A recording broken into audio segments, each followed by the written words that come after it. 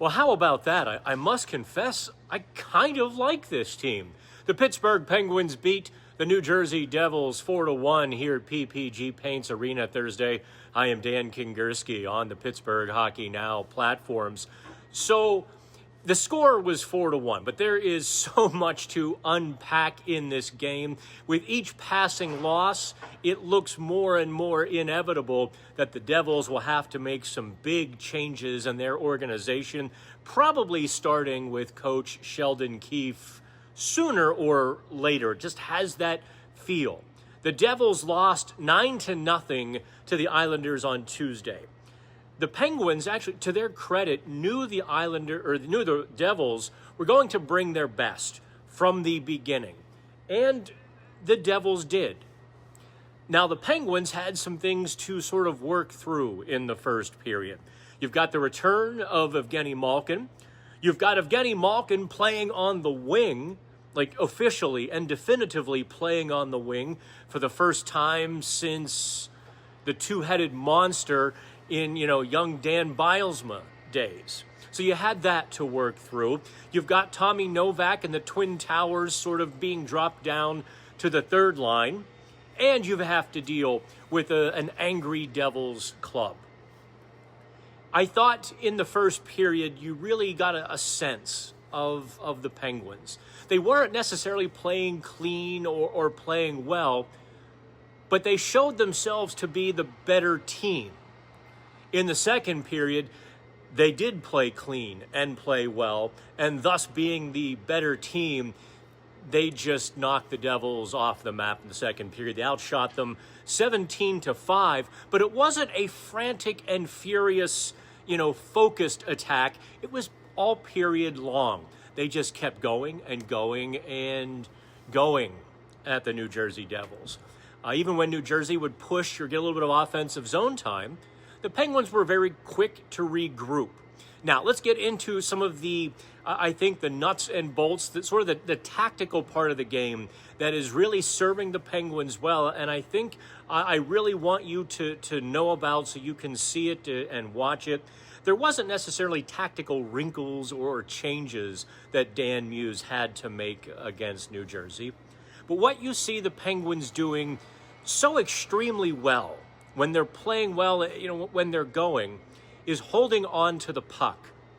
You heard Mike Sullivan talk about that for 2 and 3 and 4 years running. You're watching Dan Muse's team do it. And what that means, holding on to the puck, you see in the offensive zone. The Penguins aren't chucking it to the corner and trying to go get it. They're not chasing the puck around the offensive zone. They're not throwing it into open space and trying to go get it to break down defense. What they're doing is showing some puck poise. They're holding on to it. They're drawing the defenseman. They're winning individual battles that they can engage in part because they know they have support. They have tight puck support around the zone as well. So by holding on to it, now they pressure the defense. Earlier in the season, or especially through December, the Penguins had a lot of puck possession around the outside. They were 2 trailer park girls going around the outside. What they're doing now in this 6-game winning streak, really since the holiday break, is, yes, they're holding the puck, but they're working to the inside. They're finding that open man, they're fighting for that space, and by holding it, they're forcing defensemen out of position. Or, if the defensemen hold their position back and give them space, they're taking it forward. So that's really one thing. The Evgeny Malkin line, or I should say the Ben Kindle line, with Evgeny Malkin on the wing and Igor Chinakhov on the other wing, they were trying really hard in the first period. You could really see Malkin's engine going, but his timing was just all out of whack.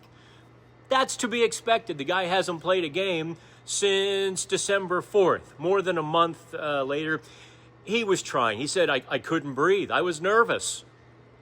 Not just returning, but also going to the wing. You and we talked about this in the live chat. We asked Evgeny Malkin on Tuesday, hey, I don't know. I look like a fortune teller, I suppose, asking Malkin Tuesday, hey, if you were asked, what about switching to the wing? He's like, well, that's not my position. I'll do whatever they want, but, more or less, I'm a center.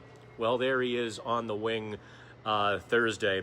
And you could see the creative juices begin to flow with that line in the first period. They were missing each other just by, sort of fractions, off the back of a skate instead of up ahead. But the thoughts were there. In the second period, they really began to move around the zone, connecting with each other, really creating some dangerous chances. They had a 3-on-1 that they just deflected wide. And Chinikov, don't sleep on him.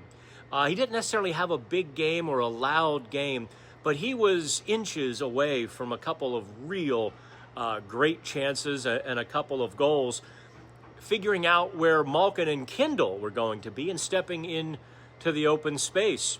Hey, I didn't think that line would work, but it showed real promise Thursday. Kindle, I think what made that line work was Kindle understanding where Malkin was going. Malkin was flying. He was up ahead of the play. He was charging into the zone. But you notice even, despite starting on the left wing, when Malkin got the puck, he was cutting to the middle. He was always going to the middle. And rather than running into him or sort of doubling up their effort in the wrong spot, Kindle just, paid attention, filled in where Malkin or where the left wing would be, and away they went. Malkin even said, he wasn't joking, yeah, I started on the left wing. You saw in the third period I was playing the right wing. So they were figuring it out, but I thought they did an increasingly good job. The fourth line, talk about just three players who are significantly better than the sum of their parts. I suppose they got 2 fourth-line goals when you count Connor Dewar's breakaway goal. Trojan horsed them, takes a high sticking penalty. How does a guy that short take a high stick? Anyway, Dewar out of the box. Ricard Raquel makes a brilliant pass. Just threads the needle up the ice. Breakaway for Dewar. Goal, 2-0. Raquel also had a brilliant pass to sort of spring Erik Karlsson on the Penguins' first goal. We'll get to Karlsson, don't worry. But that fourth line, the fourth goal, which really sort of iced it. New Jersey was within striking distance in the third period. Make no mistake, they're a bounce away from feeling good about themselves, and they really needed that feel-good moment. They were trying. But, with 6.5 to go, Connor Dewar intercepts Jake Allen's rim around, in fact, on the boards behind me there. Taps it over to Nola Chari, who keeps that lateral puck moving very quickly right across the crease. Blake Lizotte easily steers it in to the empty net, or, a yawning cage, technically. That line was so good in the first period. They are the ones that sort of jump-started the Penguins' attack in the first period. A couple of really good forechecks by Lizotte. I mean, his motor doesn't stop. He just gets on that puck, and that energy spilled over into the remainder of the Penguins lineup. I don't know if you noticed this. It seemed like a ton to me of Penguins back-check steals. They didn't let New Jersey get a couple of strides going, get any momentum out of the zone. The Penguins were lifting sticks and taking pucks back before New Jersey could exit the zone. The Penguins knew New Jersey would want to skate it out and go. And as a matter of good play and smart play, they were very, playing a tight gap back check. They were just right on them. And as a result, kept the puck in the offensive zone. Even if they weren't playing crisply and cleanly, they had zone time and they had pressure. So all of those things began, to just build and stack for the Penguins. Let's talk about the defense here. I've got a lot to say tonight, don't I? Erik Karlsson, is just such a treat to watch when he is going. That first goal, I don't know if you could see it on television. He picked a spot about that big with a laser wrist shot. The net rippled after he popped it in there. Such a heavy wrist shot, so precise as well. He was dancing at the top of the Penguin zone. I mean, he really was moving well and seeing it well, but also playing smartly. Parker Wotherspoon, 5 hits. The Penguins only had 10 hits Thursday. Wotherspoon had 5. Once again, the Penguins' third pair, Ryan Shea, Jack St. Ivany, perfectly quiet.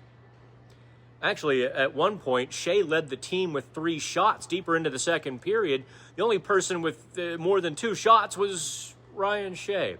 But when you're not noticing that pair, they're probably playing pretty well, and they kept Stuart Skinner's eyes clear. They really made a point to play a gritty, stiff game, especially around the net. So let's talk about you and Stuart Skinner. I noticed something. Maybe it's the winning. I don't think so, though. It looked to me like you're adopting Stuart Skinner. That's just, that was my perception Thursday night. Even, every time he touched the puck, even just little stick handles to set it up for his defenseman, the fans are yelling, "Stu!" I don't think he minded one bit. And I asked him about it postgame. He stopped and he smiles under that big bushy mustache. And yeah, it was a loud building. I actually overestimated the crowd. I thought it was probably 17 plus, closer to 18. The official attendance was just over 16-1. Yeah, okay. But it was a good crowd on Thursday. Engaged and loud throughout the proceedings. I mean, that was a hockey crowd. So, well done. And if Stuart Skinner is the patron saint now, if that's who fans are going to get behind, great. Skinner played very well Thursday. He stops Jesper Bratt's breakaway, Dawson Mercer's point-blank chance from inside the dot, a great one-timer by Timo Meier on the power play, another tip by Mercer, just a good sort of pad save. I know you can't see my leg, but I kicked anyway, just in case you weren't clear on why I'm leaning over here. He really did play well. Also, watch Skinner's glove.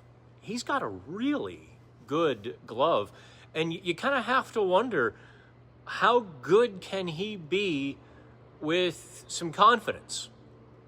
And circling all the way back here to put a little bow on this post-game video here from PPG Paints Arena, I kind of feel like Stuart Skinner was a happy accident. Kyle Dubas makes the trade, sending Tristan Jarry to Edmonton. Skinner needed a change of scenery. It clearly had run its course between Skinner and Edmonton there.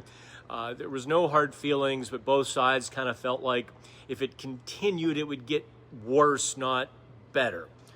So they look at Jarry, and the Penguins have to take back Skinner to make the deal. I don't think Kyle Dubas was trying to acquire Stuart Skinner. But the locker room, Skinner is that big personality that the locker room needed. He just seems to be bringing everybody up, even when he's not playing. He seems to be a very positive influence, sort of a lightening, lightening the mood. And that's why I say I kind of like this team.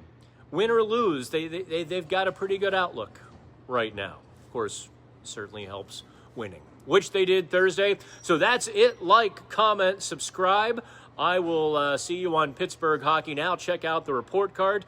We'll talk soon. Have fun.